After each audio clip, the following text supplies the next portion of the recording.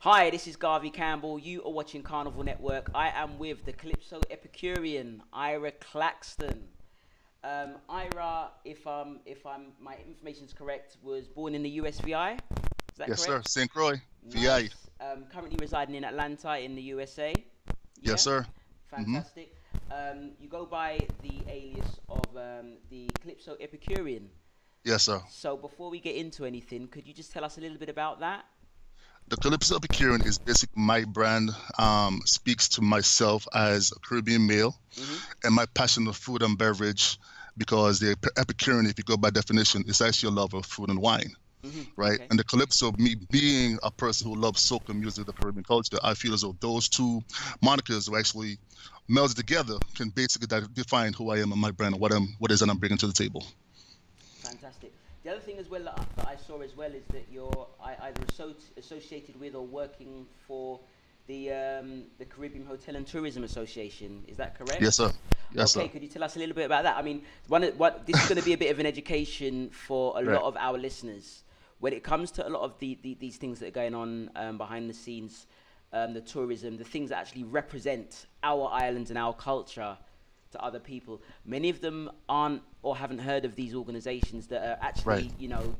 these are the guys who are responsible for when me and you speak to people who don't come from the island, they're responsible for letting them know what we're Right. about and, how hmm we do things.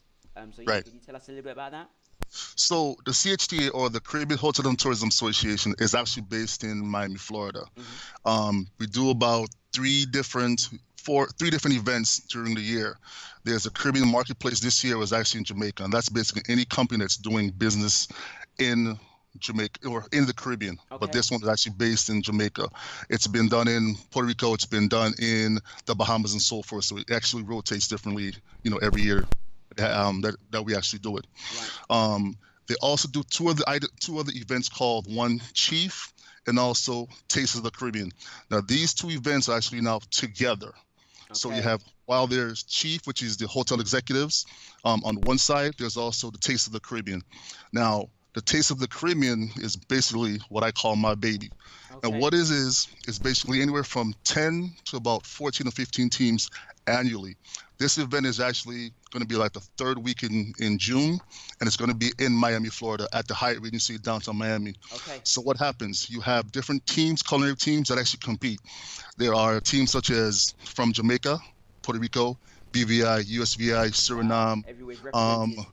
yeah, very well Wow. represented. Okay. Puerto Rico, Bahamas, Barbados, Bonaire, Curacao, Suriname, and so forth. Mm-hmm. So depending on, because not everybody comes every year. There's some teams, Trinidad and Tobago as well. There's some teams that are able to come because within each Caribbean country, they actually compete.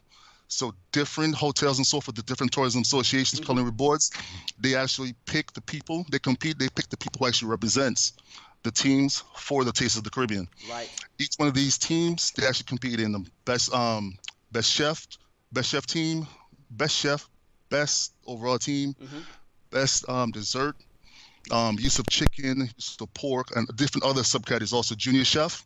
Along with these teams or these culinary teams, there's also a bartender that actually competes. That's kind of like my baby too as well. Mm-hmm. Mm-hmm. Um, each team actually has a bartender, and they compete in 4 different categories. So one is best rum cocktail, best non-alcoholic, Okay. best vodka, and then the what we all call the fun one is a mystery basket competition where the bartender does not know what spirit, what aperitif, liqueur they're going to get, what Okay. spices, what sugars, anything of that nature, and they should make the best cocktail.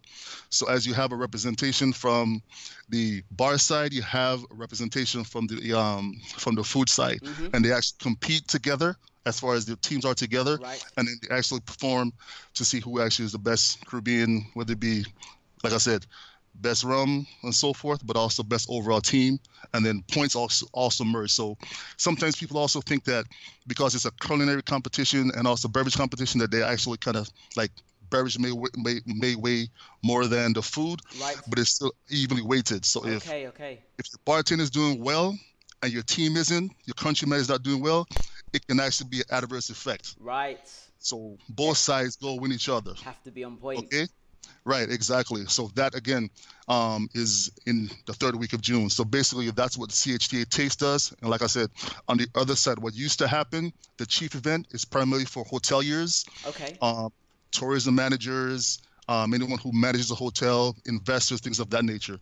Because these two events used to be in different times of the year. Mm-hmm. And what the CHTA said, you know what? The hoteliers don't necessarily get a chance to see what their bartenders who actually work in some of these hotels actually do. So let's Ah. say about 2 years ago, let's actually just do these two events during the same week. Mm-hmm. Mm-hmm. So as my countryman is competing over from the Bahamas in the bartending competition Mm-hmm. Mm-hmm. or the food competition, I have the hotelier or the tourism executive or whatever. Mm-hmm. They can actually see and come and actually be a part of and see what it is that the countrymen are doing. So those are two events that are actually now going to be on the same week. And again, you have Marketplace, which Marketplace is usually around the first of the year, Mm-hmm. around January or so. It sometimes fluctuates, but usually like first of the year, first couple of weeks, some months in January is when that happens. And then you have Taste of the Caribbean and Chief, which is actually on the same week. Now, during that time, we also have the Caribbean 305. Okay. So now 305 is actually another event within Taste and Chief event. That's basically, think of an indoor food festival fete. Okay. Right? Okay. Okay. And I'm going to send you information on it so the guys, so everyone, all of the viewers and so forth can see. Yeah, please. So what happens is for the food side, you actually pay a certain amount of, it's like maybe $65, $75, right? Okay. But it's basically all you can eat, all you can drink. So the same teams that are actually competing, this is for the people that are on the outside, for basically patrons or anyone who basically wants to go to a food festival. Right. So you have, say, Jamaica. They have to make 5 different amuse bouches or appetizers, Mm-hmm. and the bartender for Jamaica also does a beverage or a spirit or some sort of drink. So think about this. You have Jamaica and all the different competing countries. Mm-hmm. Mm-hmm. They're doing the same thing. Okay. So I would spend maybe $65, $75 to come. And what happens is I get a chance to eat from every individual country. I get a chance to drink from every individual country that's there. And there's soca, there's reggae, there's Mukajubi dances. Oh, wow. They usually bring down United Barbados. As far as the masqueraders as well, a local troupe, a local band, as part of the ambiance, and they do all the different things there. But basically, indoor, outdoor, that's so fun. So talking about people who are looking for things to do, if you want to travel to a food festival, where would you know, well, that Ira, yes. I'm not sure what the issue is, but your sound is coming in and out. I'm not sure whether it's now? Yeah, that's okay. I'll let you know if it happens again. It might just be Skype with connection. No problem. You know what it's like. But yeah, tell me more. So yeah, these events sound crazy. I don't think we have anything like that up here. Right, and see, and that's the thing. Like I've been involved with the organization for 10 years, right? I've been able to be a judge over the last. This is going to be my 4th year as a judge, as a beverage judge. Okay. But I've been involved with the organization for over 10. You know what I'm saying? And for me, this is one of the events that I feel as though, whether or not you're in hospitality, food and beverage, because a number of us, we love food. Absolutely, you know what I'm saying? Yeah. Food is one of our lifebloods, you know what I'm saying, in the Caribbean. And you're talking about guys and ladies who are doing things that you'll probably never, ever, ever see. And I also feel as though this for me or for us can be considered 5-star dining because they are doing techniques and familiar with techniques that you can see at a French restaurant, an Italian restaurant, things of that nature, but we don't necessarily see it because of, again, most of the times Caribbean food, as I digress a little bit, is always considered takeaway. You know what I'm saying? Yes. 2 veg, just starch, and it's just in a box. You take it the way you got business. Agreed. Versus a lot of these culinarians and bartenders are showing you skills that are very comparable to the people that are overseas, right? And they show you and show things that you would be very, very impressed if you saw the level of competition, some of the things that these guys and ladies are able to create.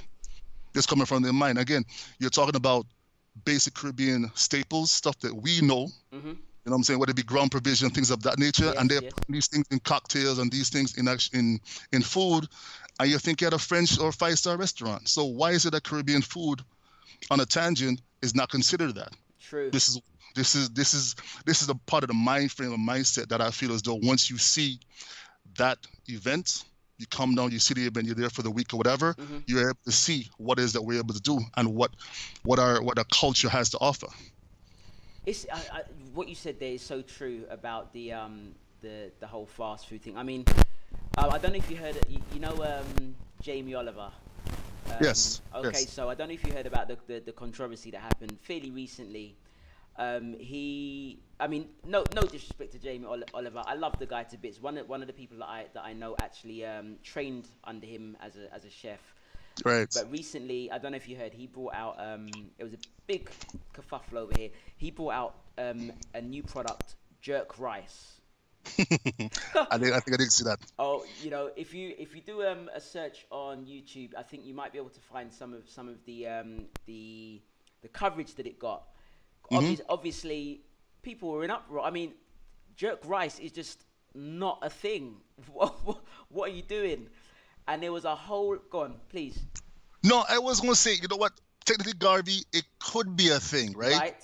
But you're not gonna have somebody like Jamie Oliver do it. Yes. Or if you don't have a backing behind somebody who is familiar, who is from the culture, be able to do it. Not everybody can cook, right? Much less cook Caribbean food, Yes. right? Yes. And now the thing about it is, what kind of credence does he have to say, I'm gonna make Caribbean food and then I'm going to package it to make $1? Yes.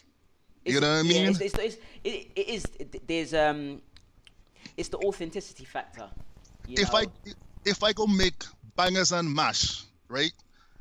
Who's gonna say to Ira, you know how to make bangers and mash? Yeah. What's the relevance of what is your background to say that? Much less Jamaicans, much less Caribbean people is like this Anglo-Saxon. Yes. No, this and I love Jamie. The man can cook. Yeah, man. Right? The man can cook really, really well. I also, he's a real good cook. He's a real good chef. But the mere fact that he was the person that was representative, even think to say that I'm going to do Jamaican jerk chicken, jerk rice, and then package it. You know what I mean? Yeah. It doesn't make it. You don't give a lot of credence to that. But yeah. And I suppose there's the other thing. I mean, for me, while me and the team have been working on Carnival Network, it's been a massive education. So I mean, the way the food is put out there, the chefs like yourself who are actually trying to do big things to educate people about the food has been an education in and of itself. So I mean, going back to what you were saying about the authenticity of the food, what you normally find is that most places you have, like whether it's China or India, they'll have dishes that they cook, that they put out there for people like ourselves who may be foreigners for them, and it's food. It can be like fast food that is takeaway food, and they know it is, and then they'll have other dishes that are even more authentic that they know that you may only be able to get that when you're over there in the country. Right. You know. You like you were saying, like you're talking about right now, people don't realize the Chinese food that we get over here is not a Chinese food that people in China cook or eat. That's right, absolutely. You understand? Yeah, man. So it's a difference in what you get in the restaurants and stuff versus somebody you go into a Chinese person's home. They're cooking things that are different. That's right. You know what I mean? But but the thing about it is just like we tend to pigeonhole our culture as diverse that we know it is so much there tends to be so much pigeonholing as far as this is the only thing that you're going to get. This is the only thing that you're familiar with. And it's not always it's not the case. It shouldn't be the case. And unless we educate and people are able to listen, they won't understand that. And that's probably the biggest thing. People got to be able to listen and understand what it is you're trying to say. If we're here talking and say, yo, let's go get some Caribbean food, and you may have another brethren here who is not of the culture. He's like, oh, so we're going to get Jamaican food. Well, big man, I don't necessarily always Oh, want to eat jerk chicken. You know what I mean? yeah. Jerk chicken is not something that I per se grew up on. Mhm, mhm. My Jamaican friends, this is what they know, escovitch and things of that nature. Yes, But yes. if I want salt fish and dokana, Mhm. if I want, fish and fungi that my Yeah, Antiguan yes. and Virgin Island people that we grew up on, I want that. You know what I'm saying? But when the Absolutely. thing about it is too, when you think about it, because Jamaica is so, I guess, bigger than a lot of countries Yes, yeah. combined, Yes, that's understandable. yes, But people also have to understand there are other countries yes, that are in the Caribbean and islands that are in the Caribbean than just Jamaica. And you have to understand, they have to be open-minded to that. yes, yeah. I mean, on the back of that, that's a great lead on to one because I've got a few things that I want to go through with you. So earlier today, you sent through a few images of the supermarket. So Right. could you tell us a little bit about that because that connects quite strongly to with what you were just speaking about there. Okay. So last week, and I don't know if you're able to see the actual descriptions of the rest of the store itself, right? I was in the mood to cook something. What did I cook? I can't remember what it was that I cooked. I think it was like either brown stew chicken or something like that, right? Okay. And I was like, okay, I need some browning. I need some authentic browning. I believe it was browning. Could Mhm. be wrong. Mhm. Mhm. But I said, you know what? Let me look at X store. So there's a Publix and there's a Kroger. Now I put it out. There's a Publix and there's a Kroger here. So you know what? The Publix was actually closer. Okay. And more times in these major stores or grocery stores, there's usually only either a Mexican Okay. international section Right.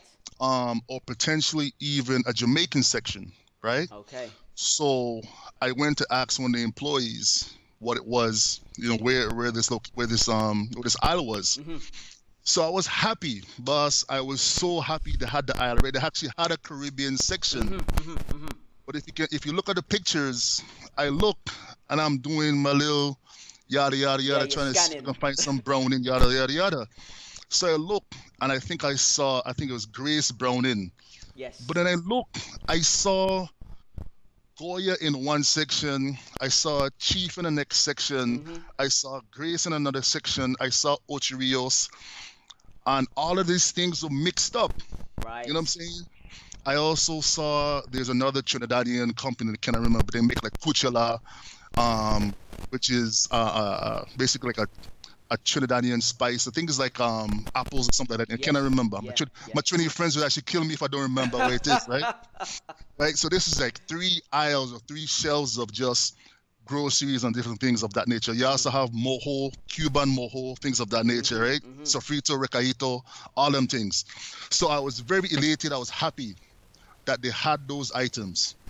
You know what I mean? But then I looked up and it said authentic Mexican. And I'm like, authentic Mexican? And when you think about it, Garby, the part that really, as you talk about information and stuff of Mhm. that nature, the part that really kind of perturbed me, right, um, is that the fact that it's a major international. I want to say Publix might have some grocery stores overseas, Mhm. right, Mhm. but they're all over the U.S. Right. So Okay. somebody within the organization, a multi-million-dollar organization, grocery store, Mhm. made it to where you have three three aisles of products that we actually use in the Caribbean. Mhm. Like we Mhm. use these items in the Caribbean, Yeah. again, Yeah. from Browning to Coachella to Mojo, you know what I'm saying, Latin countries, things of that nature, Mhm. Latin islands or whatever. But when you say Mexican, Yeah. masa and all them things, you know what I mean? Yeah. We have different versions of tamales, but masa and all them things, that's Mexican. That's right. Yeah. Versus you're not talking about the Riviera and stuff like that. You're talking about the diaspora that is the Yes. Caribbean. So it's Yes. just like somebody within the organization did their research to know what it is that we actually are able to use, Mhm. Mhm. but nobody did the research to say, you know what, let's actually put the correct Categorize. science. Yeah. The Cat- categorizing. Categorize is a better word. Yeah. Categorize that this is Caribbean. Yeah. Even if you do all three aisles as far as Caribbean or say Caribbean, Mhm. you put something up there that says Mexican. Yeah. So Mex- some people I know for a fact. Okay. So now I know some people now are going to be saying Ira. you're overreacting. It's just, it's just the food signs. We should be happy that the food is at least represented in the store. But I don't think that they realize that this in many respects is the face of a very important part of the cultures within the Caribbean. It's pretty much one of the biggest representations of one of the things that we treasure as part of our culture is our food. Right. A lot of the recipes that have come out of the Caribbean are strongly tied to the history, what's been available on the island. So obviously, for instance, in Turks and Caicos, there was a lot of the world's salt that came out of there at one point.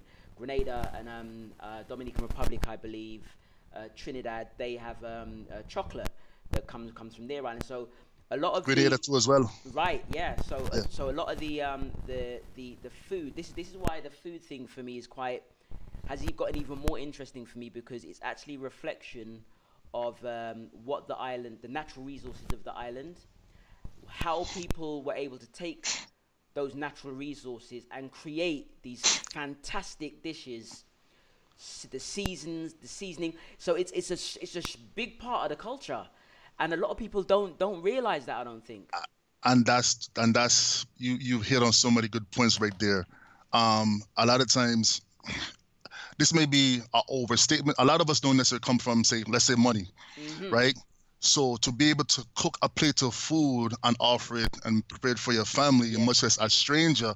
I know, growing up in Antigua and the VI, if you don't have anything to offer someone, a friend or whatever, you offer them a drink, because rum is always plentiful. We all know that. Yes. And a hot plate of food. You know what I mean? So as you're making food and somebody's coming over, somebody's passing through, you're able to show that, hey, this is something that I spent a lot of time with, and this is what we're able to actually offer a person, a friend, or whatever. And these things are very, very important. Like I said, the Caribbean is a very, very vast, has very, very vast history. And we need to be able to showcase that in every single way possible. Yes. As you say that, what used to be the big term back in the day was slow food, slow cooking. You know what I'm saying? When you're making a pot of, say, peas and rice or soups and stews of that nature, my friend, he's actually a really, really good guy. His name is Jamal Bowen. Okay. And upon one of my first sessions or involvements at the Taste of the Caribbean, he's from Barbados. He's actually won Bartender of the Year. He actually also has an organization called Top Shelf Academy. Okay, which I'll check that out.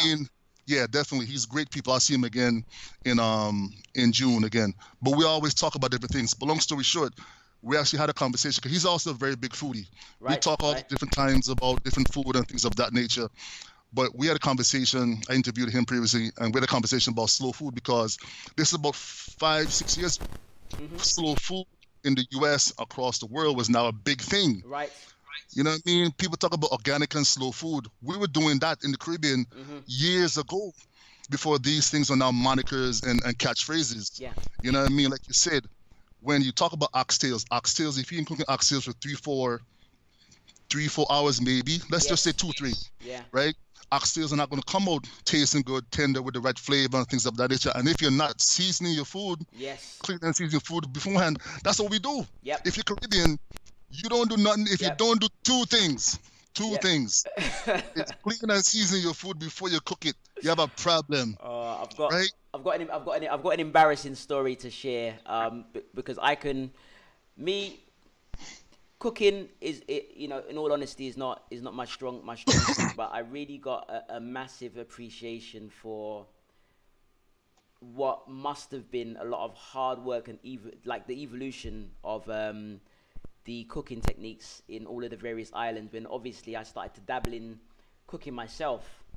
And you throw some chicken in the oven, you do what you got to do, and if you don't have the right knowledge with regards to the seasoning and how you're putting everything together, it can destroy the meal. And a lot, again, you only start to appreciate, on one hand, you only start to appreciate it when you start to, if you've tasted some of the level of cooking that comes out of the Caribbean, and then have tried it yourself, and you realize that maybe to a point you're taking it for granted a little bit.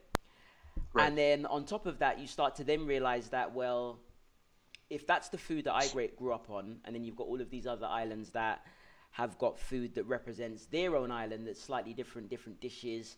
Perhaps they had an abundance of other types of vegetation, etc.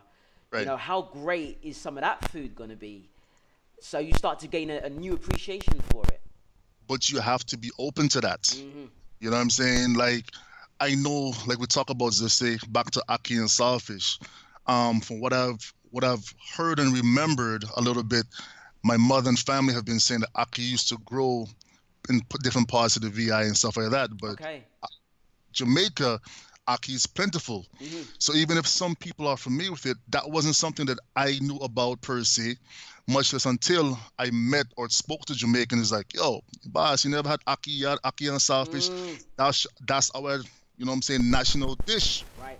You know what I'm saying? So it takes, like you say, a little bit of you have to know when to pick ackee, because if you don't pick ackee will basically poison and kill you. Yeah, you know what I mean? That's right. A lot of people don't know that.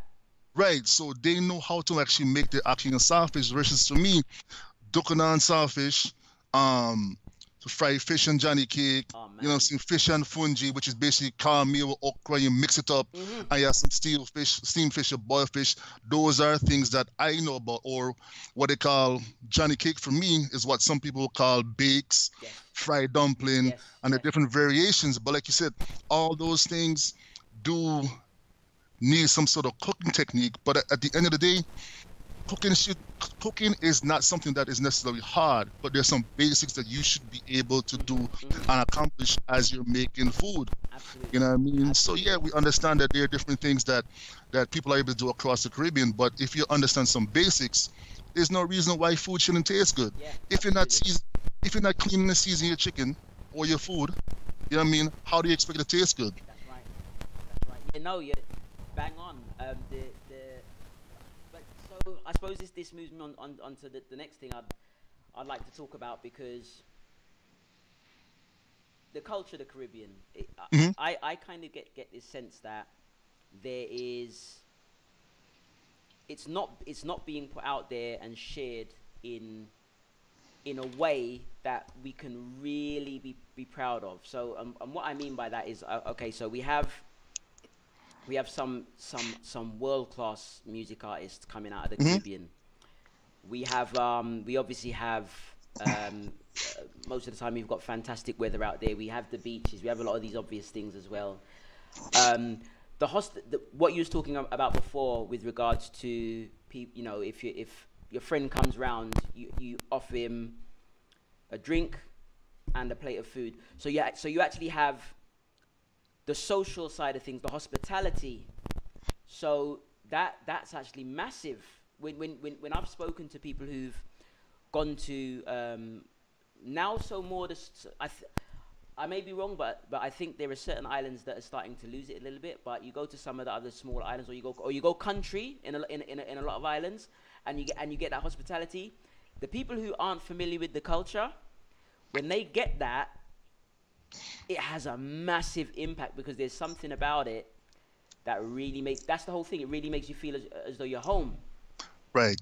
So you say that, and I think there's two things. You talk about, you just hinted as far as the culture not necessarily being represented.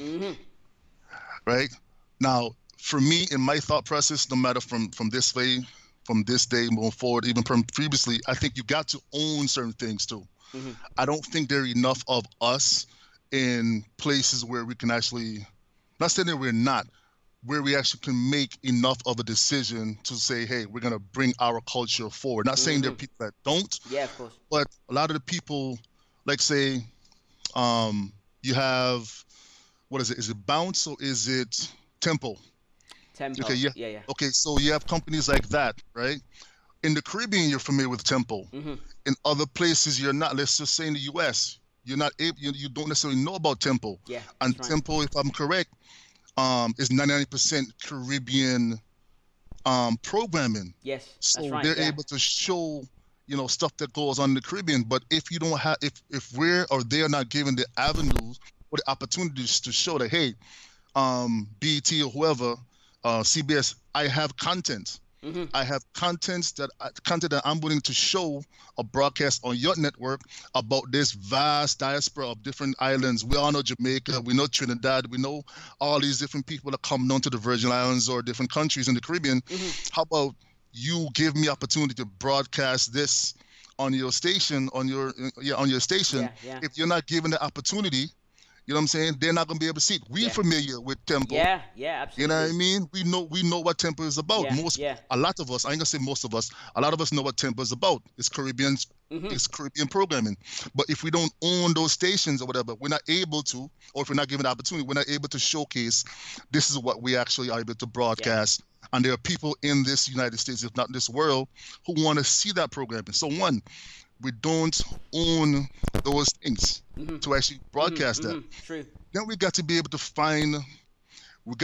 make sure we have the right people in place to give the information. Yes. Like we said, we talked about this before we started. If we're looking for information on Barbados or Jamaica or wherever, and you see something for Jamaica Tourist Board, and they don't look like me or you running across the street, then it's like, how are we going to actually, what is it that a person actually who's coming from somewhere else looking or expected to see? Yes. If they don't look like me or you or somebody that's local. Again, now I'm going to say they don't look like me or you because we all understand there's a lot of different ethnicities that are from the Caribbean, that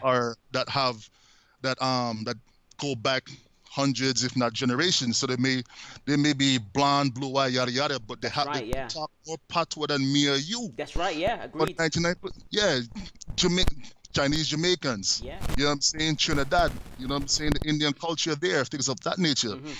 But if you don't show that, you're gonna only expect them for people to come down to the islands and see them as one different hue, skin color, hair type, yada yada yada. And it's not the case. That's right. It is so not the case for me. Those two things are really big. Last couple of days, I'm not sure if you're familiar, but the last couple of days is that a lot of African American or Black artists have been able to come down, or were able to go down to Trinidad. Yes. Myers and all those things. I think Ashanti was down there. Yeah, she was with Marshall, probably the number artist, you know what I'm saying, ever. Maya came down. I think the cast from like Love and Hip Hop Atlanta or somewhere that came down. I didn't know that. Okay. Yeah, there's a clip where that shows that they're there on some buses and things of that nature, going to different fetes and different parties. So it's cool to see that. To see those people enjoy the Trinidadian culture, because we all know there's some sort of carnival, some sort of, whether it be crop over, some type of thing in the West, but also, of course, in the Caribbean that showcase the culture. Now, if you only see the people that are dressed a certain kind of way, and you don't understand what that means, you're gonna only think that, oh, we're twerking. No, it ain't twerking. That's a difference. No, we ain't doing that. I'm so glad you're telling me this, man. When I talk about these things, you got to make sure people understand. Now, you're talking to somebody who's played steel drums, who had a mass band in Atlanta, who's been on marketing boards here, different hospitality boards, and when it comes to the culture, I love the culture to my heart, right?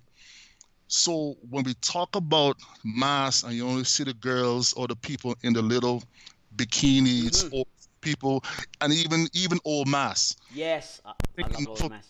Yeah, I don't think people understand old mass, much less just the people who are glad. Agreed. You know what I'm saying? So both need to be hand in hand and be presented to say, this is why, you know what I'm saying, these carnival and this festival with the old mass and also pretty mass is important, because we need to make sure that these people understand what it is. And again, all this is tourism.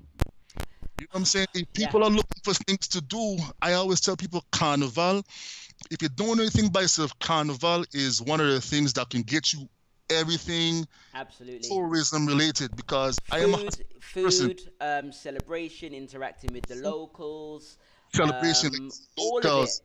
Hotels, because if you can book if you can do the marketing beforehand and say, hey, you know what, Jamaica Carnival, and if we have time, we're gonna talk about Jamaica Carnival because that's a whole other All conversation right, by itself. okay. I'm gonna note that down Jamaica so we Carnival, make sure we yeah, touch on that. yeah. You have Jamaica Carnival in April. You have Mm-hmm. Atlanta Carnival. You just had Trinidad Festival. Trinidad, you had Carriacou, you Yeah, got a lot of all of the ones that follow the Catholic Martinique, calendar. Oh, Dominica. yeah, Yeah, and Guadeloupe. those and you know the fun thing about that? Everybody knows. I think Small Island Carnival is getting more traction because if you're from Grenada, is Grenada Jamaica you're from? Your Well, people. my dad's from Jamaica. My mum and myself were born in Trinidad. Okay, so Grenada, right? Yep. Grenada and Jab Jab. Okay, because I tend to I follow Soca and people I was like, oh, I already you on another level, right? But Jab Jab has gotten to be a thing within within the carnival circuit, Yes. right? So if you don't do nothing, you already know. If you don't do nothing, you go Grenada for Juve, Absolutely. and people have told me that is a life-changing experience, right? Yeah. But I'm going to digress again because if we're talking about carnival, the stuff that you're doing, right? And I always tell people, if you're talking about tourism, carnival time, you can get all of that. You can get all of that Yeah. in a week, right? A Absolutely. good amount of time. It's Let's rich. Trinidad it's rich. You're talking about It's food. rich. You're talking about in hospitality, there's a thing called butts in beds, All right? right. Okay. That's basically saying we're going to be able to do whatever we can to get a butt in a bed because hotels want to be able to book that room to get people there. Right. And why not? If you're telling me thousands of people are coming from out the country, you know what I mean? Yeah. Locals may be coming to the hotel or whatever, and people are coming from abroad to come to Grenada, Trinidad, or wherever for Carnival. They want butts in beds. Every time that bed is open, they're not making any money. Yeah, that's right. If the tourism boards, the airlines, all those people are doing what they need to do to sell Carnival. Yep. People Agreed. are coming for that. Yeah, man. People are Definitely. coming for those things. And as we talked about the Ashantis and things of that nature, you have a major international star like Ashanti. Needless to say, she was big in the 90s or whatever, but she went down. Oh yeah, she's drawn a lot of did a attention. Yeah, she did a collaboration with Master. arguably #1 artist Yeah. in soca music. You know what I mean? Much as he said he win Road March, and brought a lot of hits. It brought a lot of traction to Carnival and everybody else.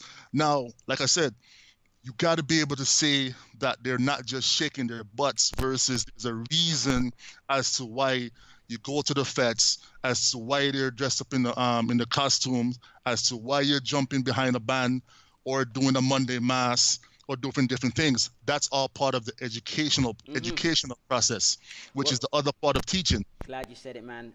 So before we went online, I mentioned an event that I went to over here where I was meeting with a lot of the tourism boards. The event's called Caribbean. It's a fantastic event for anyone in travel and tourism with regards to connecting with the tourism boards. A lot of tour operators go there, and it was interesting. And going back to your point with regards to the marketing that is put out there,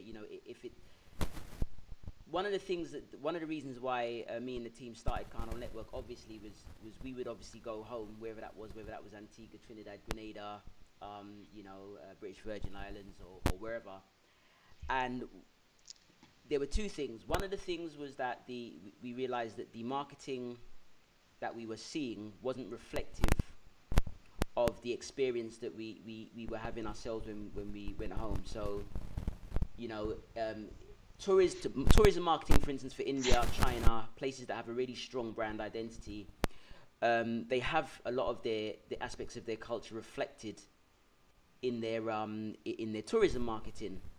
Right. The hospitality, specific places where you can go, architecture, for some places where architecture's a thing, and the other thing obviously was the experiences. You'd go, I don't know about yourself, but I would go and I would come back and I would like to try and share some of these experiences with some of the friends that I have over here in the UK and tell them, there was Carnival, there was this, there was that going on.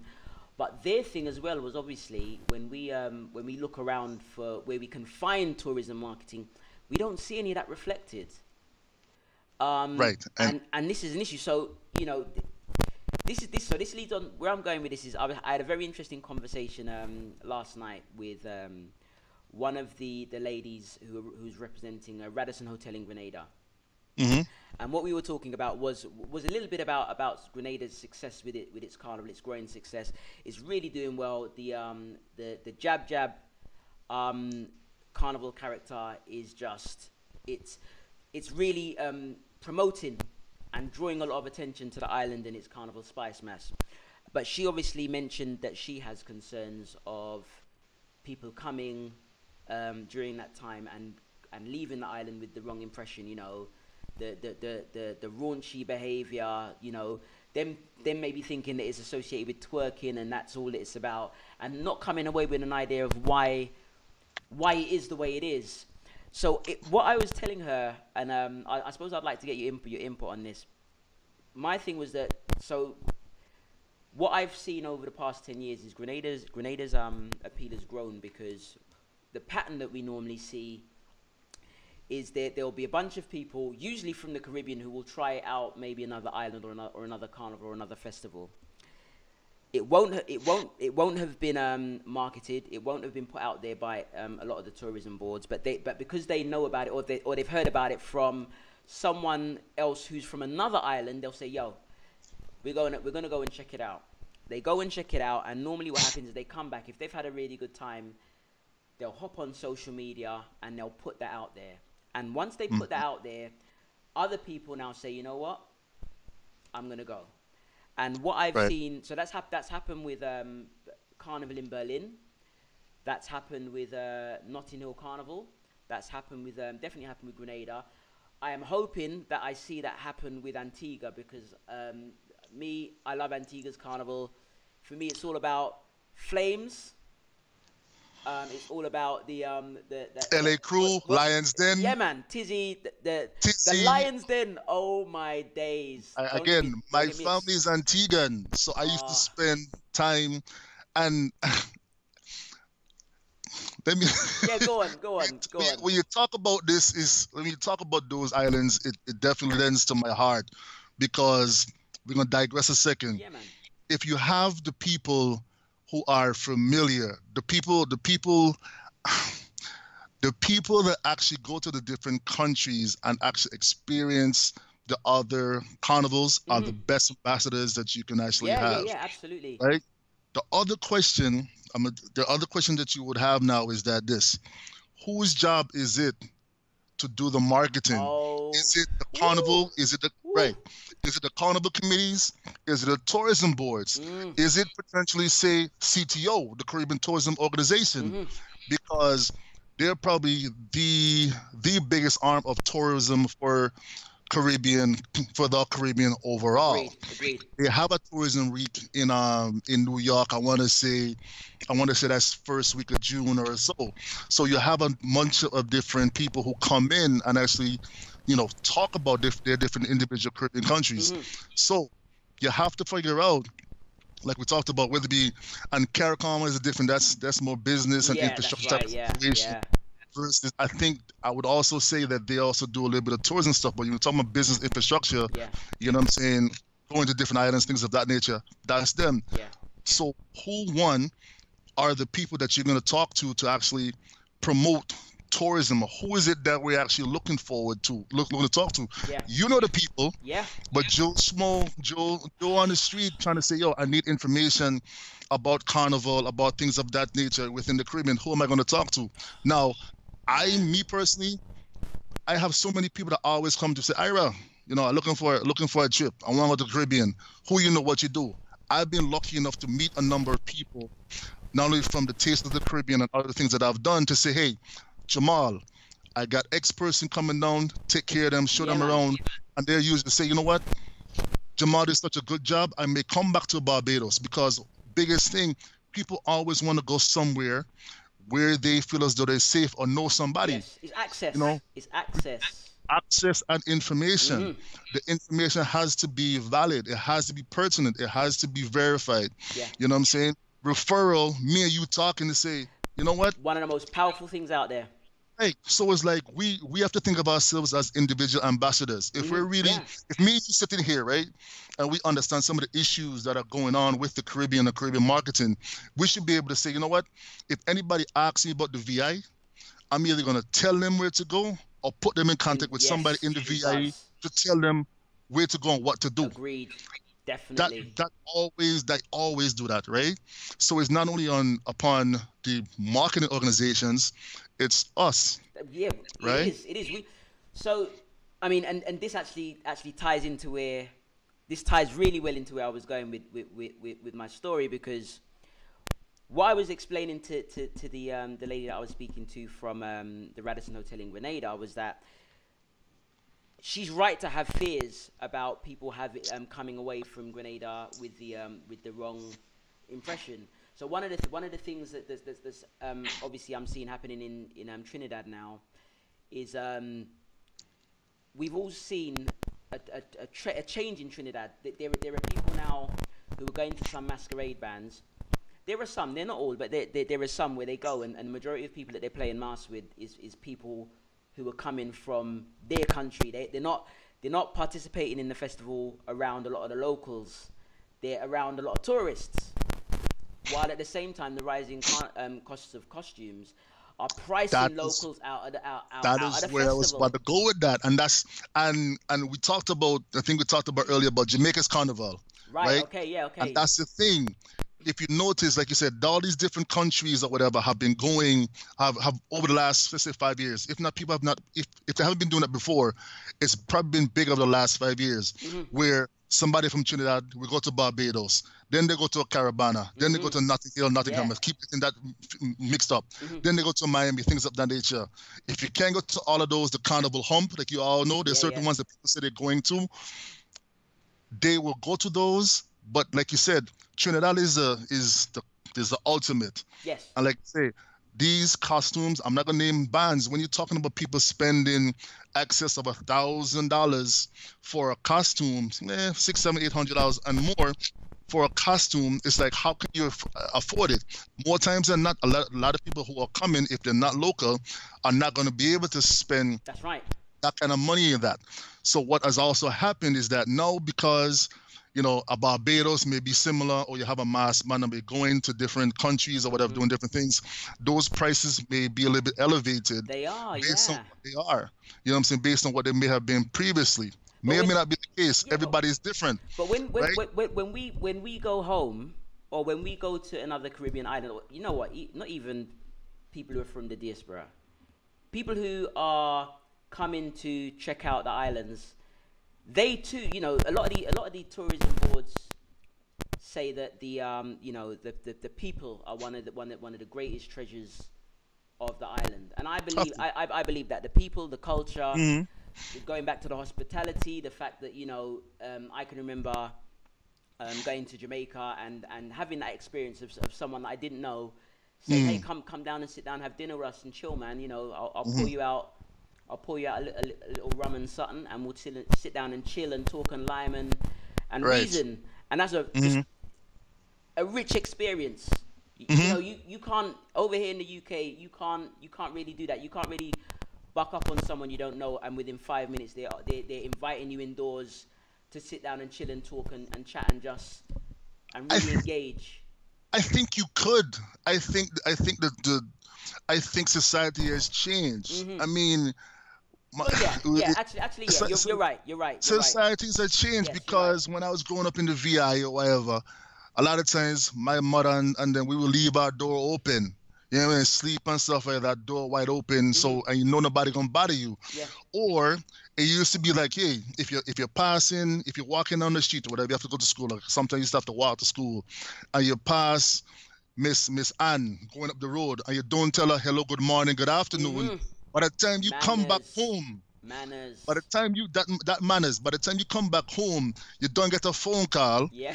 And guess where you catch it? Getting too lashed by whether it be your father, stepfather, somebody manners in the parish. Yeah, manners. Manners. I mean, so those good things morning, go good afternoon, good night. Exactly, and that by itself is something that's very, very big. It's Rich man. Um, and as we talk about us being our biggest resource and ambassadors, when we talk about Carnival, the other thing is that has happened to, if you notice, that's kind of one of the reasons why if the some of the soca songs, especially in Trinidad, or even from previously, some of those songs are influenced by other. Yes. Yes. Agreed. And Some of those are influenced by other Caribbean countries. that's right. We talk about Flames. Yep. We talk about Burning Flames. Burning Flames have been singing for 30 Yeah, years. man. At least something stupid like 30 years. When I was still in the VI and was going to Antigua seeing my family, Burning Flames was singing Kung Fu Karate and Kick Yeah. Up Dust and all those things Timeless those tune. years ago. Yeah, man. Right. And a lot of people, and the funny thing about it is a lot of people don't realize who they are or who they were, if you will, Mm-hmm. not only because of potentially marketing or the brothers them and their little issues. Yeah, yeah. If people who are truly soca heads, and we're not just talking about Trinidad DJs Yeah, or yeah, yeah. it's All over. all over, they understand or know that small island, and those guys have been around for a number of years, Decades, and man. decades, Yeah, right? man. And some of the tunes like the Family and other things, a couple of songs that Kiss have done, have that bouillon, zouk type of thing. You know, Monica Bostic, who Yeah, from Sing with Plains, she is from Trinidad, but Yes. you have Monica and you have the Antiguan Flames, and we all know what happened to her. Yeah, yeah. Yeah. Sad news, man. Right, but that's that little influence. That's the artist understanding that, you know what, there are other islands out there, right? And not only just Trinidad type of soca, there are other artists that Yeah. are doing good Antigua, music. Antigua. What did I find out? 4 years ago, I found out Antigua has their own type of music. Benna, I think is called. Yep. And I managed to find some. I had to dig around and found some Yeah. wicked music. Yeah, and sometimes my people just give us hard time because Virgin Island music, you know what I'm saying? That music is different from, say, the Trinidad music. It's more like wine. It's more walk up. The tempo is a whole lot Yes, faster. yes. You know what I'm saying? It has some bouillon, it has some benna, it has some different things in it. But soca is different across the Caribbean. There's some islands that are very, very similar. The zouk and all this other stuff. Yeah, man. But those people who travel to the different countries know the different artists that perform or where they're from. So it's good, as we digress, it's good to see that a song like Family won Road March. And if I'm correct, it was produced, or the beat was produced by a guy from Dominica. You know what I mean? 15, 20 years ago, you wasn't necessarily seeing Yeah, that true, because true. most DJs are only playing when it comes to big carnivals, they're only playing the Trinidadian That's music. right. Yeah. You got WCK, you have LA Crew, Yeah. you have Flames, you have Jam Band, Yeah. you have all those different small little artists and bands that have been playing for a number of years. And what that does too is I don't know if you saw it, but today I want to say that the PM from Grenada gave what's his name some crudo as far as Mr. Killer. Mr. Killer. Yeah, man. He did well. He came down to my island and picked up And he picked up the trophy and rolled out. Right, Yeah, man. and Well done to him too. and onion from Flames was like, hey, an outsider Yeah, man. came in and won Power Soca. Yeah. And that don't really happen too often, and it was good to actually see that they gave him credit. Some people, I've checked out. There are some people who don't like to see that, but my thing is, it's in the name. It's the International Soca Monarch. They call Right. Trinidad the Mecca of soca. A lot of islands look up to Trinidad and follow Trinidad. So we should be proud that we're hosting what is arguably one of the biggest soca events on the planet in Right. Trinidad. So well done to Mr. Killer for winning the trophy. That tune had everyone picking up all kind of Everything. things and running all over the place. So well done, No, to Mr. Killer. you have to watch it because you can't go to the wrong place and start and pick up different things. But that just goes back into everything we talk about with the culture and tourism. If you're talking about somebody from Grenada can come to Trinidad, the Mecca of soca music, and win that title, then that goes along to say, how vast and diverse this culture That's in right. our Yeah. region is. Yes. You know That's what I right. mean? That's right. Your PM, your Prime Minister is now giving the man kudo and Yeah, man. kudo to what it is that he's been able to do. I think there was an article, there was a piece by Teddyson John. His PM was there, like as soon as he's coming off the Mhm. stage, Mhm. his PM was there hugging him and giving him daps and stuff like that for the performance. But again, that can only happen one with the artists, when people being open-minded, Mhm. with the artists being able to say like, hey, big man, we're coming to St. Vincent. We're coming to Winter Skinny in St. Vincent or Motto and all the different countries that we're coming over to enjoy your thing. Let's collaborate Yeah. Let's and work let's do a together. song. Let's work on some tracks together. That's all the big thing that people need to understand. It's more of a open culture, more of an open dialogue than what Mhm. it's been over the last, Yeah. let's say, 10 years previously. Other thing, you being Jamaica having Carnival. Yes. You Yeah. look, I used to have some friends as I was in college. They used to play a radio show in college, right? Used to call Reggae Sound Splash. Okay. Now we used to have a bunch of Jamaicans. Me was the only it was 2 or 3 Virgin Islanders who were friends, Jamaicans, Trinis, Guyanese and stuff like that. Long story short, I heard that reggae song splash. All we doing is playing reggae. This is a college Mhm. radio Mhm. station. Mhm. Anybody in Atlanta, Caribbean, wise used to pass through the station. It used to be Thursday nights, WRK 91.1. This told era, we will never play soca on this. I love to this day that my partners them. Yeah, They man. just have a mass band. They play soca can done, all this other stuff. And Jamaica, the land of reggae and dancehall, has Carnival. And people flocking to Yeah. Jamaica right now because one of the reasons why it's still relatively cost effective. Yes. I mean, it hasn't necessarily gotten It to the hasn't gotten place of crazy. where Yeah. of some of the major carnivals Mhm. are. You know Mhm. what I'm saying? And Jamaica is still a kind of an untapped carnival market. Now, Yes. Jamaica, people know and are very familiar with what Jamaica is about. But carnival itself, it's funny. It's funny for a carnival person to hear when Jamaicans say, you know what, I'm going to Jamaica for carnival. Or That's people say right. I'm going to Jamaica for carnival. And if you look at some of these fets, you got more people with Jamaican flags than some of the other islands and some of the That's countries, which right. is so fun to me. Yeah. Yeah, man. And look at some of my friends, they'll be like, you know what? I remember 5 years ago, 10 years ago, where you say you would never listen to soca at a fete.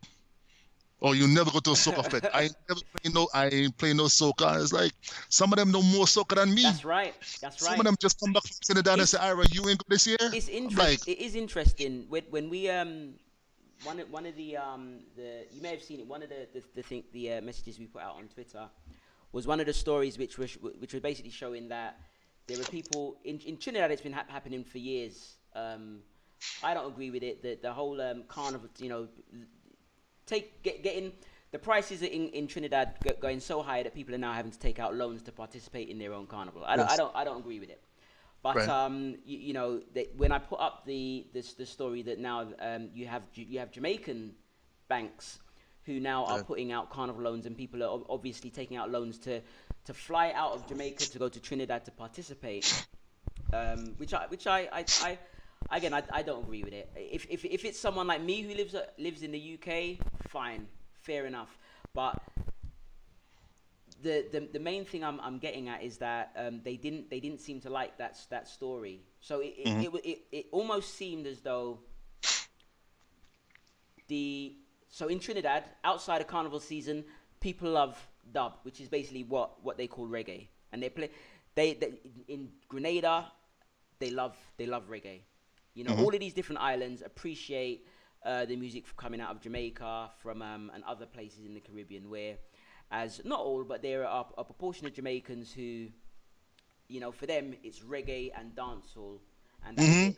So seeing the change is interesting. I mean, Byron Lee, one of the most famous calypso singers out there, He's from Jamaica. he's from Jamaica, and I think for a while he actually tried to start a carnival that was going for a number of years before it petered out, and his daughter or granddaughter actually tried to restart it but it was, and her starting that up was actually to try and build for. It looked like a carnival that was more for, that was less commercial and more for the locals to get into.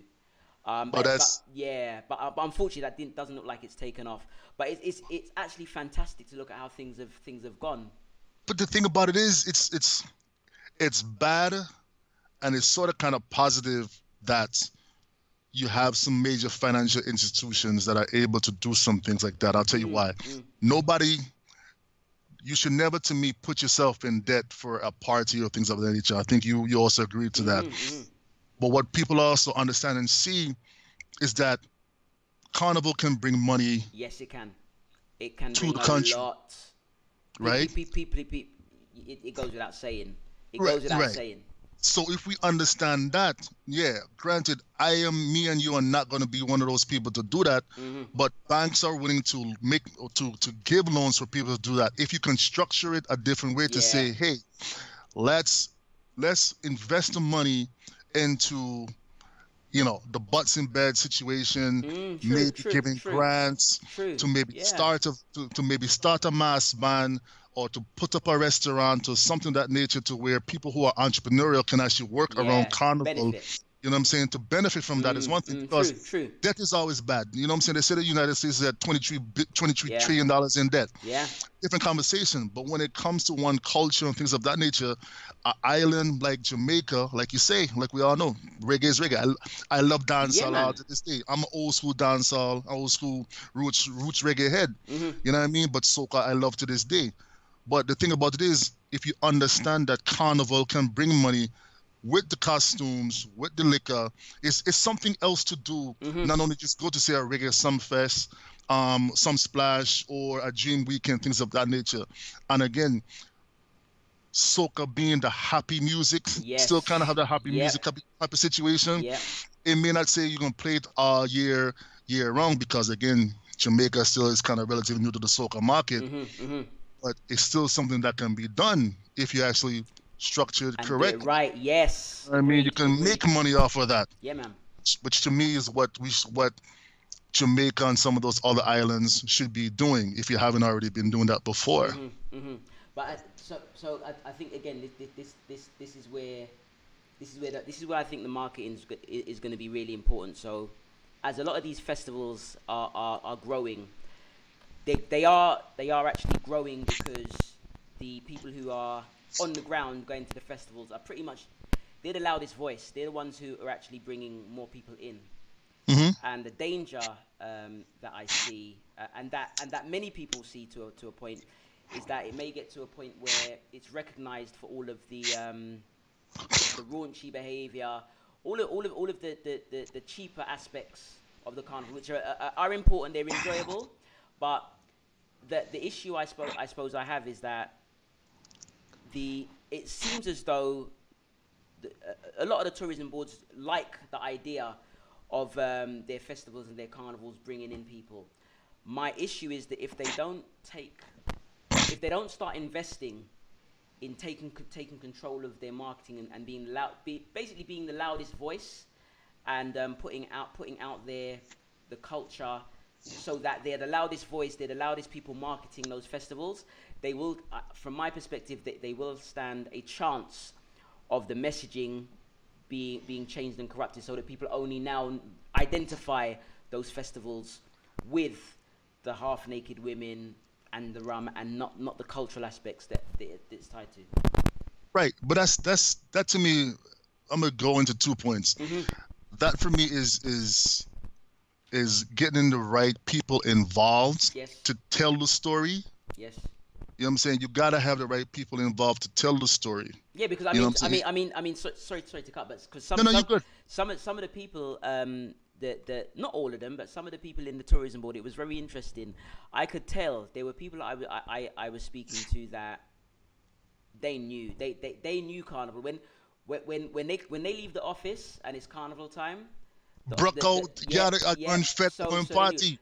It's our culture. That's right. So I don't feel as though people are gonna necessarily look I don't think people look down on a person that say they're in the professional tourism and stuff like that. That's right. You want somebody who is in tourism to say, you know what, I go into Carnival, I'm going to a fete, I'm going this because why? It's in your background. They know it, they understand it. I mean, for instance, for Antigua, I think they personally made a really good move, moving Daryl Matthew into his position as the Minister of Culture in Antigua, because he was one of the people that was running one of the most successful mass bands in Antigua for a while. So he knows and understands Carnival. So those are the kind of moves that I think we should be making.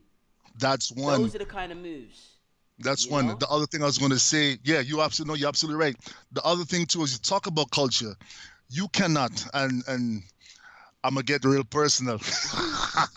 I'm gonna get real personal because I've been on boards here locally, and what tends to happen sometimes is that you plan for Carnival, but you only plan for Carnival weeks or months before Carnival. You should be planning for Carnival as soon as Carnival done, right? I'm hear the applause. Agreed. Right. So even if you give yourself a postmortem of, say, you know what I'm saying, a month or 2 months to kind of just get all your numbers together, what kind of situation, things of that nature, all the things that you feel as you should tweak for next year. By, again, Atlanta starts, Carnival is basically Memorial Weekend, which is the end of May, basically speaking. You should be able to say, you know what, I'm gonna do a pan show, a pan symposium. I'm gonna maybe do a queen show. I may do a mass building. I may do a cultural, bring some of the elders or people that are really involved in absolutely, in the culture, either locally or maybe internationally, so you can talk to, the city.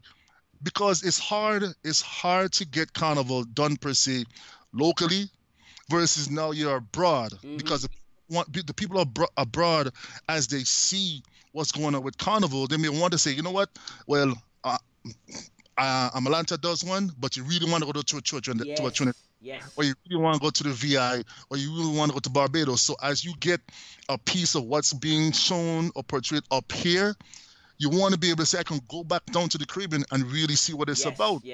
I mean, but we cannot wait for the season, when band launch season, to say, okay, well, we need corporate involvement, we need we need other sponsors, things of that nature. We all know they have that work in potential corporate America, that those things have a different financial cycle. That's right. And that's the other part too. We cannot pigeonhole our culture to just our people. That's right. Yeah. You know what I'm saying? There are people outside of our culture that want to be involved, that want to say, you know what, let me either help, or how can I help get my people, our people involved behind this. Because no matter what, they're looking for people to get a product out there. That's right. Why not put in front of thousands of Caribbean people? Yeah, agreed. Maybe a good demographic. Agreed. And people are traveling. You know what I mean? So as we talk about doing events throughout the year, you have to get involved with other city government, city official. I've been lucky enough the last couple of years to be able to go down to Miami Carnival, and some of those people on the board, they're able to do things with the city of Broward County, Fort Lauderdale, and things of that nature. So you're doing not only your events, but you're actually going to some of the city events or some of other council events and things of that nature. So you have some cross promotion. And we cannot allow ourselves to just be in our own hole. If we're trying to bring the culture to the masses that don't totally understand the culture. We all understand mass is not all about a little piece of string bikini, or twerking, or people just doing crazy things at 1 o'clock in the morning. Yo, why you going to a breakfast fete at 12 o'clock? Why are you waking up to go to a party? That's right, yeah. You know what I'm saying? Yeah, agreed. So that nature. So when people have no, Garvey, people don't understand what a breakfast fete is. and you try to sit down and you try to, and it's probably most of a Trinidadian thing that has kind of moved along the Caribbean. But it's like when you think of the concept and you think about going into Juve and things of that nature, I say, you know what, I go in Juve, I'm still going to eat food or vice versa, Mm-hmm. depending on how you want to structure it. Or go to a party, then you go eat a food, and you're going straight into Juve, and then you're reveling, you're jumping all day, Yeah, yeah, like for an hour, whatever, too, but you get to go to a next party. It's like people like, that's what you do. that's right. Yeah, this culture. You know what I mean? So I say all that to say, one, you have to plan for these things. Mm-hmm. You know what I mean? If we're talking about just making sure that people only do not think about just the bikini and stuff, we have to teach people about the culture. Yes, Like I very said, important. we understand all the other things that go around the culture. You know what I'm saying? We have to make sure that these people understand about them and talk to them about that, because you on the outside looking in, they're not going to understand it. I think one of the problems that many of them may have is that they haven't quite found the right way to transmit the culture through their marketing, because Why? I guess who's that we're talking to? well, We're talking about. so some again, some of the marketing that we've seen, you might look at marketing for an island, and all you see is perhaps a man and a woman in wedding attire, and again, beaches, resorts, and all of that. When again, it doesn't reflect the experience that we have when we go to a Caribbean island, because we have an idea of what's out there, or at least if we're not completely familiar with it, we know what we're looking for. For instance, Right. when I went to Martinique for the first time, I can't speak French, but I know I'm going there for. I was there during Carnival time, so I know they're gonna have Juve morning. They're gonna have parades at particular times. I know what to ask for. I know the questions to ask to get involved. So, for someone who is perhaps coming into an environment like that, who doesn't know anything at all, that's what needs to be put out there in the market. And I think that they don't. Many of them haven't quite identified the way to transmit it, because you have to take the culture and you have to transmit it in their language, in the language of the people who you want to attract. Mm-hmm. And that takes a certain amount of marketing knowledge and marketing psychology. You will probably have, interestingly enough, you and I will probably have a huge knowledge and a huge connection with groups of people who would be willing to travel to places like Trinidad, VI, Antigua, but because aside from us literally going and talking to them and saying, hey, you go to Antigua, you need to make sure you check out Lions Den, you need to make sure you check out this mass band, you need to make sure you check out this beach and this beach, there's breakfast fete on this day, there's this, don't miss this, don't miss that. We can do that. A lot of the marketing isn't doing that. But that goes into, I don't think we talked about this. So my question now becomes, this is just me throwing this out there. Please. Yeah, man. Who to best sell um a car versus who would be the best one to sell a car? Would it be somebody who was actually been a car salesman, who was actually understand car parts and things of that nature, or somebody who potentially, has been an artist? Of course, the car salesman, right? Yeah. So long story short, so if you have people that are marketing a country, a region, a territory that they have no familiarity with, of course, certain things wouldn't necessarily transpire or translate over. You know what I mean? I potentially, unless I have a hospitality sales catering manager, some sort of hospitality background, I necessarily wouldn't be a first choice to go to England and market Sussex and all those other places if I've never been there. You know what I'm saying? You would be the man to be able to market England more so than I would. I have basic knowledge, but again, marketing companies should not be marketing something that they don't know. Agreed. Right? Agreed. So why not hire people who are from the area? You know what I'm saying? Even if you are a generation or people removed, to say, hey, I'm gonna have you be the tourism or the marketing person or the marketing head, or have somebody. If I am based in, let's just say, Cuba, and I'm the marketing person for or tourism person with Cuba, and then I need to find a marketing company, and there's somebody that is based in Alaska. Am I really going to hire them?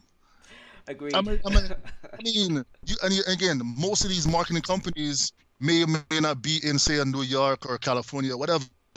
But if you've never been to a place, how can you actually market it? That's right. You need to If you've never understand been it. to the island, Yeah. there's certain basics, right?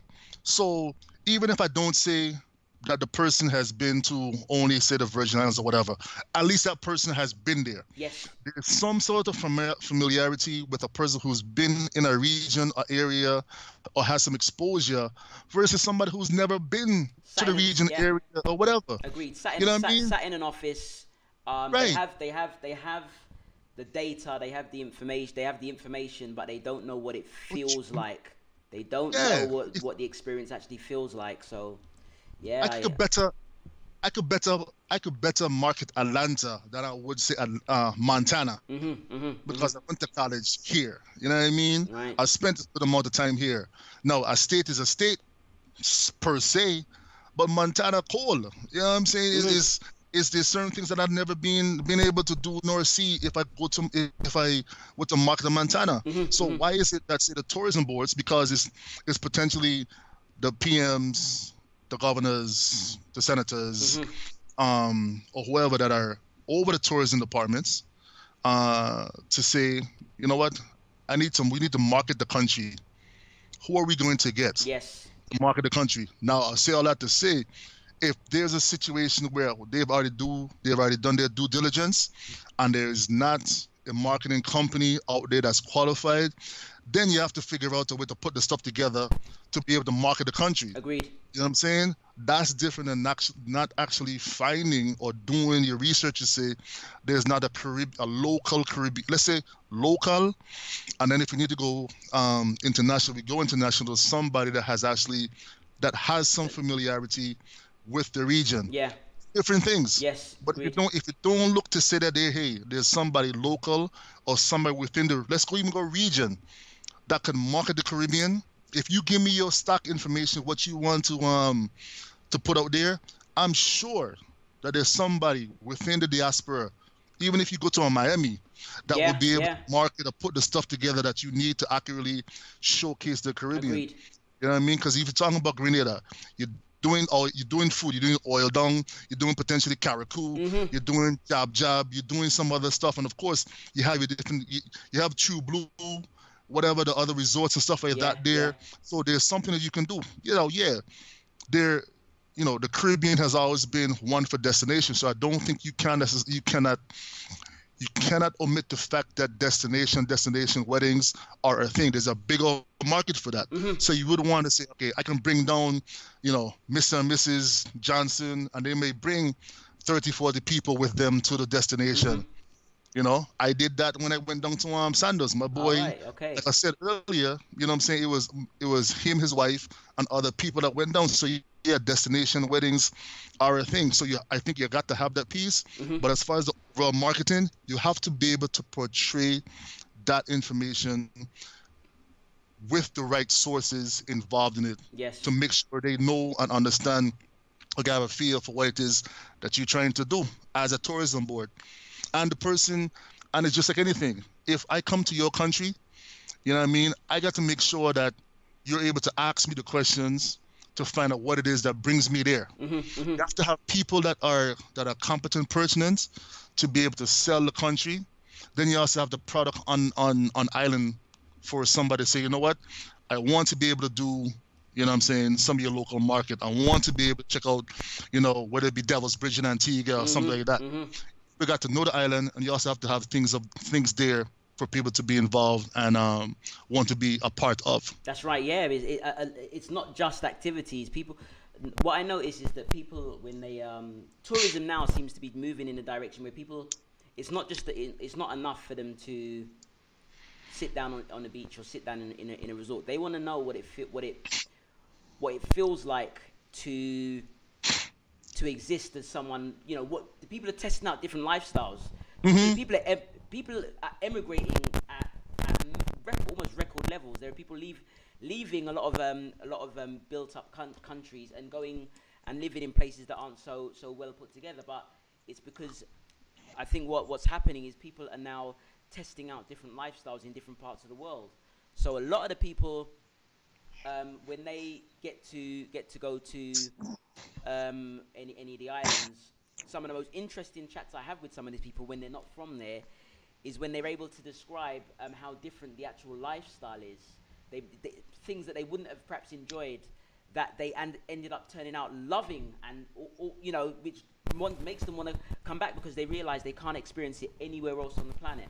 If they don't know that, they will never know that. That's right. If they're not aware what it is that country has to offer, then it would be like, oh, I come to the island, I sit in a hotel, I sit on the beach, and that's it. Yeah. Yeah. Yeah. Agreed. I mean, yeah.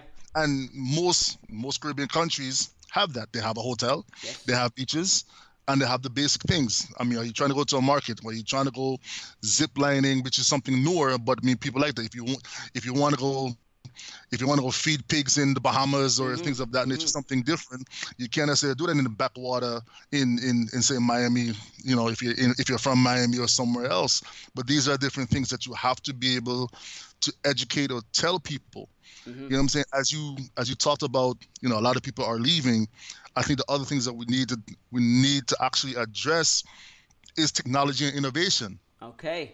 You know what I mean? Yeah, man. Technology and innovation, meaning I've been able to see where over the last few weeks and last few months where a number of Caribbean islands are spending money in not only just, you know, upgrading different hotels, you know, Puerto Rican ones, things of that nature in the VI, we're still trying to, you know, build up and get back to where we were before post-hurricane. Yeah. But places like St. Lucia, Jamaica years ago, St. Lucia, I think I just saw somewhere they're spending or getting funding from overseas for $175 million. Right, okay, yeah, man. Or some sort of renovations to their airport. You know what I mean? Jamaica, of course, over the years have been highly invested by the Chinese. You know, they built a big convention center.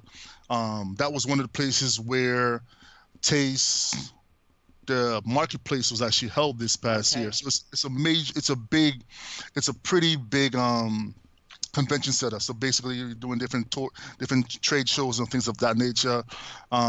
There's also another hotel that was just built by a big Jamaican investor. Hotel investor called the S Hotel. Okay. So it was actually able to see that when a lot of the guys went down to Jamaica. So you got to be able to say, you know what, technology and innovation needs to be able to be where it needs to be, so that when somebody comes down, you can do things like this. So you got to be able to say, all right, we have the innovation there, not taking away from the Caribbeanness or the kind of trapped in time type of situation. Yes. But some people want to be able to say that they can actually connect to people across the water. That's right, yeah. You know, internationally. If we're talking about doing business, you know what I mean? Essential. And somebody wants to retire. It's essential. So you gotta have the infrastructure, whether it be a Digicel or making sure those companies have the wires, the bandwidth and stuff like that, to where somebody's coming to the Caribbean, they can actually do business. Then that stuff needs to be there. You know, somebody comes in fresh off the plane and you walk in and you look at the airport and just like your tarmac is old. You know what I'm saying? The airport is like outside of a bunker type of situation. And it's your first impression. And it's your first impression. When you land, agreed, yeah. When you land, I mean, if you went to Antigua, I know years ago, Chinese, they were putting on an addition to the airport in Antigua. Yes. Seabird. Yes, you know what I'm saying? yes. I think that should be completed. I think it is, yeah. Yeah. So I mean, you have to have those countries. You have to realize that no matter what people say, there has to be some sort of investment in technology and infrastructure, making it to where people also feel welcome, that you're not totally in a third world country, even though sometimes that's what we refer to, but that we're up to the time and making sure that, hey, if you're talking about being able to compete tourism-wise, that we have the infrastructure and we actually updated, or as relatively can be updated with our technology. Because again, people are trying to move. There's certain things that these people want to be able to do, and business is one of them. Absolutely. you said a mouthful there, man. Like, I mean, there are some of the things that I wanted to ask you, but you've actually answered quite a lot. The technology one is a big one because I get the impression that there are people out there who want to get the technology, but they don't know the right questions to ask or who to ask because obviously if they're reaching outside the island, they have to trust whoever they're dealing with in order to give them the right information. And I think there is some not for everyone, but there is some hesitancy with regards to bringing companies on board and getting them to basically say, this is what you want to do, this is how you need to do it, and this is what it will get you. And obviously there's an investment there as well, so with the investment it has to be justified. But it's very difficult to justify what you may not completely understand. You see my point? Because the technology is like changing pretty much every month. Every 6 months there's something new coming out. Again, I think that's not only tourism, but that also the local governments. Yes. Right? Because some of the websites that I see. I mean, we work with some tourism boards, helping them with some areas of technology, such as websites that sometimes consistently go down, or maybe the website's like 10, 15 years old and they don't realize that there's massive security issues. We help them with those things. But that's the thing. But that's the thing. So sometimes, and it's something of a positive thing, but it's also something of a hindrance. Whereas the Caribbean, for lack of a better term, is the Caribbean, right? Mm-hmm. So you sometimes want to go there to kind of escape civilization type of situation, unplug, get off the grid type of situation. But then you also have those times where, you know what, I don't feel like dealing with Caribbean time, right? If I want to upload, if I want to actually get back into the grid, and I want to have an ease of convenience or ease of use. So when I need to do that, I want to be able that I can do that without a problem.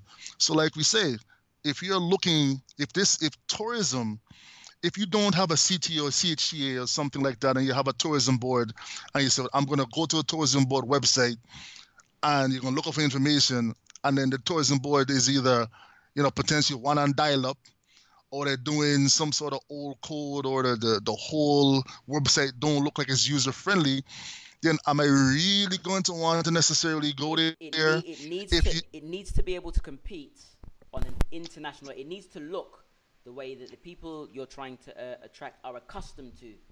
Some people don't even compete with just the Caribbean level, much less a mom and pop shop, you know what I'm saying, that's down the street, you know what I mean? So it's just like, you got to have some sort of place, and you expect that government entities, tourism entities, and things of that nature would be at a point that, hey, I need to be able to compete, and it's 2019, social media, websites and all this other stuff. And it's moving so quickly. It's moving so quickly. It's what people has been going towards. So if you don't have at least potentially a Facebook or WhatsApp or something like that, people look at you like, how are you communicating with people?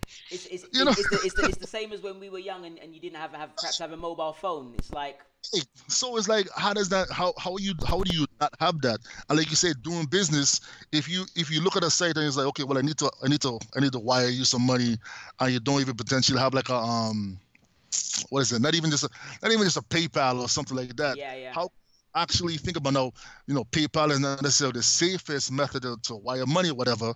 You have to have currency exchange. We're gonna get too technical, but the basics are, if I need to do business, there's certain things that need to make look like I can actually do business with you as an entity, much as me coming from overseas to invest into your country, into your island. Agreed. It starts from the top. These people need to invest their money into saying that, hey, our technological infrastructure needs to be up to date. And if it's not that, then you have a problem. Then you need to really think about everything else that you're talking about. Are you really serious about improving your tourism structure? And it all comes back to money. Yeah, it does. Without the investment, things aren't really gonna move forward or change. But again, it's one of the things it's one of the conversations that we like to have, and we like to enjoy having and drawing attention to it, because us being like me being in the UK, you being in the United States, we obviously get a chance to see it day in, day out from our perspective, where the websites and technology that we interact with are at a particular level.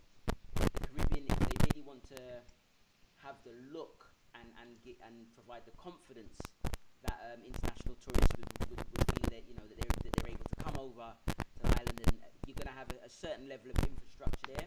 They need to make sure all of that stuff is put in place, especially online, because I think what do they say, that 70% of all advertising now is online.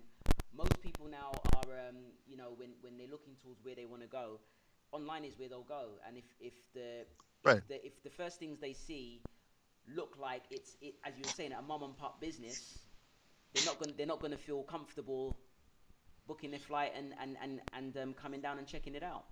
See, and that's the thing. So we understand we're a digital society, right? And everything is not only about, you know, presentation, but also content. Absolutely. So if you're looking for content, there's a reason why data analysts and financial analysts and stuff like that, they make a lot of money. So if we don't have the people, getting the right content about the region, much less uploading it or putting it on these websites, then we're at a loss again. Maintenance, man. Because the content, the maintenance, the content, and all that stuff that we're actually putting out there and making sure it's the right information, like you talked about earlier, we talked about multiple times. If you're only seeing just one Betty page, or whatever running one page that stays the same for 5, 6, 7, 8, 10 months, the whole thing, and you only see, like you say, people that don't look like us, right? And only seeing, you know what I'm saying, the wedding pictures or whatever. It's like, what are you putting up there? You know what I mean? Again, you're tired of seeing tourism, much less these ads. It's not pertinent nor relevant to the Caribbean country, much less the Caribbean itself. If you're not putting the right information up there, people are going to have the wrong notion. I don't want to necessarily see certain things when I look into a website. I need to make sure that the information is where it needs to be, so that I know that, hey, this is what I'm going to see at least somewhat when I'm going down. And that should be day one, step one. If we're trying to market the Caribbean, it should be Caribbean centric. Agreed. Okay, I'm just checking. So we've been talking now for 2 hours. We're gonna have a part 2 to this conversation, because you've raised some very interesting points, and I share a lot of the sentiments of what you're putting out. It reflects a lot of what we talk about with the people that we deal with. I suppose a couple of things I'd like to find out.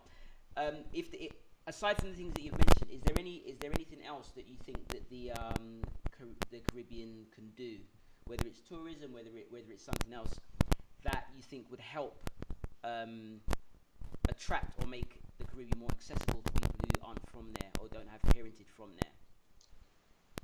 Well, the thing about it is, I think partly we need to work more together as a true diaspora. Okay. Right? There's sometimes situations where you have the English speaking / English or US territories who don't necessarily work together the best with, say, with the CARICOM countries per se, right? If we have a total, you know what I'm saying, unified front, so whether it be us looking to the CTO or other organizations to kind of represent us as a whole, that needs to happen. We need to be able to say, this group is going to the betterment or going to bat for Caribbean issues and so forth overall. Right. You know what I'm saying? I think sometimes, and I'll be frank and honest, sometimes you have some CARICOM countries that may not say, okay, me being a Virgin Island, I hear it all the time, oh, well, you're not Caribbean. Like, how am I not Caribbean? I was born in a Caribbean country. You know what I mean? I may not need a passport or whatever to travel, you know what I'm saying? But I am still Caribbean. Yes, of course. So just that whole, and I'll be frank and honest, it is a thing. You know what I'm saying? So as we talk about ways of improving Caribbean relations outside of the Caribbean, we need to be able to understand that sometimes these things happen. Yeah, true. Right? True. Understanding, you know, where to look, making sure the information is correct and accurate, as we're, looking for places and people to represent us on a whole. Hmm. Um, I think there's also potentially a brain drain. When I say a brain drain, meaning I know, again, this is me that's currently living in the United States, this is me living abroad. Hmm. There are a number of people, and I'm just over 40.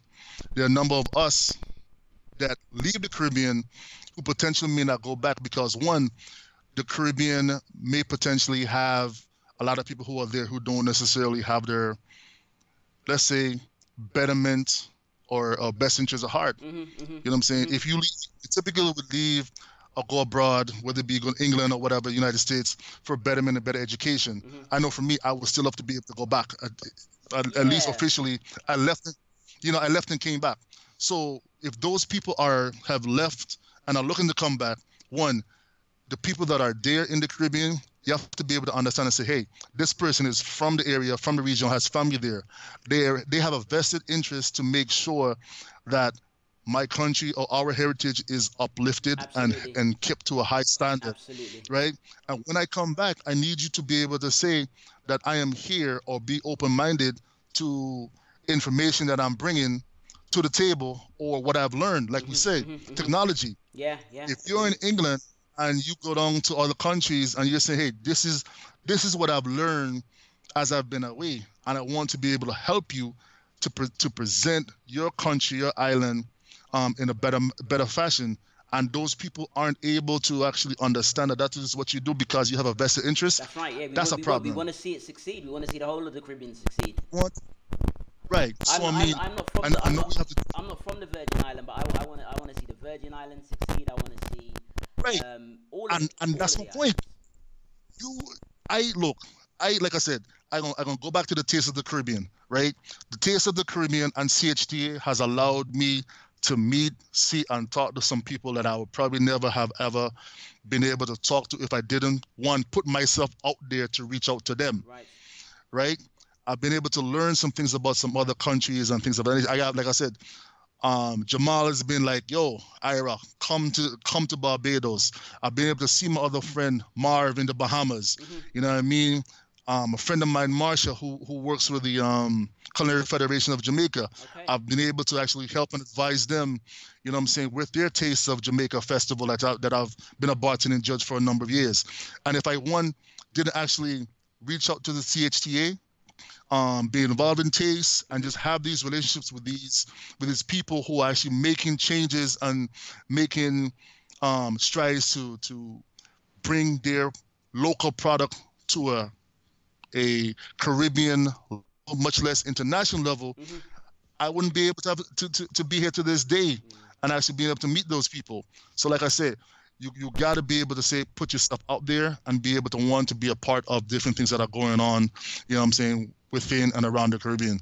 And being involved and just getting out there and showing some effort is definitely the first avenue, the first stop in the whole thing. Okay. So on that note, we'll stick a pin in it. I think the next time we have a chat, one of the things that I wanted to speak to you about, but I think we'll probably um, the next time we talk, we'll talk about it. Is what the Carnival and Soca scene is like over there in Atlanta. I'm always interested to find out. I'm, no, Boy. I'm always interested in finding out what it's like over there in the USA. Obviously, like I've travelled to Carnival in Berlin on several occasions, and you find that they've got their clubs that they go to. They've got the nightlife, the little community of people who have things going on there.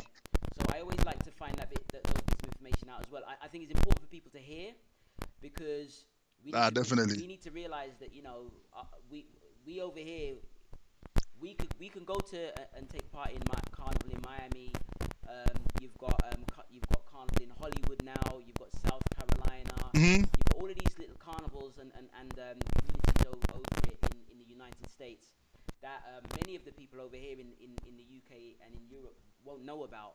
So I think, especially with the technology, conversations like this, we need to start sharing that information and putting it out there as well because there's a lot of networking and there's a lot that can come of it. I mean, this conversation alone, you're all the way over there in Atlanta, and a lot of the things you're saying resonate so strongly with the way that that we see things over here Yeah. at the Carnival Network.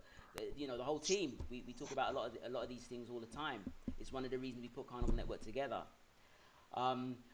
So before I go though, what I'd really like you to do before we go is I'd like you to just let the people who are listening know about where they can find you, where they can find the events that you were talking about. Where can they get all of that information so that they can find it online and keep in contact with what's going on? All right, you can follow me. I'm just about on most major social media platforms. I am on Facebook at the Calypso Epicurean. On Facebook, that is TheCalypsoEpicurean.